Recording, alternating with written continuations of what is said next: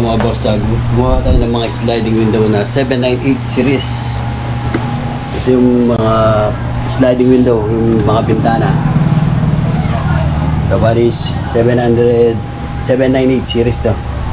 Yung salamin niya ay reflective glass.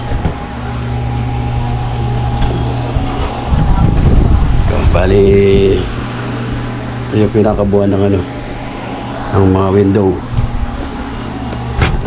Gumawa rin ako ng mga pinto sa banyo. Sliding window na 798 series. Tapos meron sa screen. Ito ay maganda dito sa mga ulan dahil mataas yung kanya. Yung pinaka double C niya sa ilalim para sa traditional. Mas maganda yung sa gulong niya, meron siyang 4 kinds. Yung plastic para hindi magingay yung aluminum.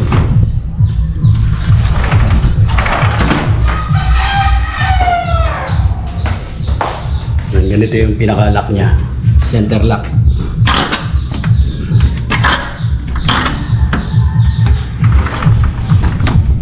Tapos meron siyang rubber jam. Ang tawag pala dito ay ang mga materials ay double seal, double jam, tsaka double egg. Lock style. Ito yung lock style. At sa gitna niya ay interlagger. Ito yung lagay na lock, tsaka naglalak siya. Tapos yung top button niya at pareho lang yung pyesa niya. Bali ang pyesa nito ay 6 na iba-ibang klase. Tapos ang salamin niya ay reflective na brown. Pero sa harap ay para salamin, para mirror.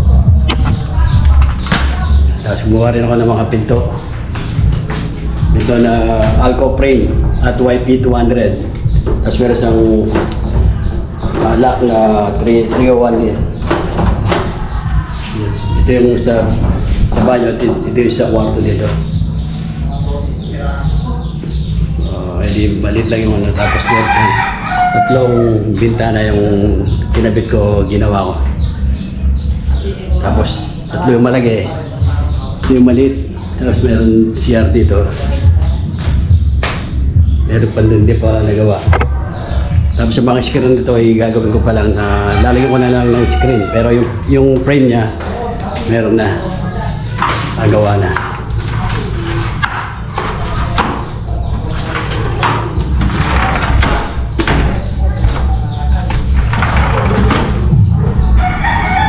Marami siyang iba-ibang klaseng materials ang ginagamit sa pag-aluminum.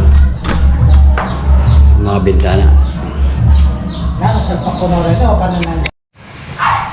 Tapos na yung isang pinto. Meron siyang door closer. Meron siyang nga ba yung ginawa kong pinto para matibay. May lock siya.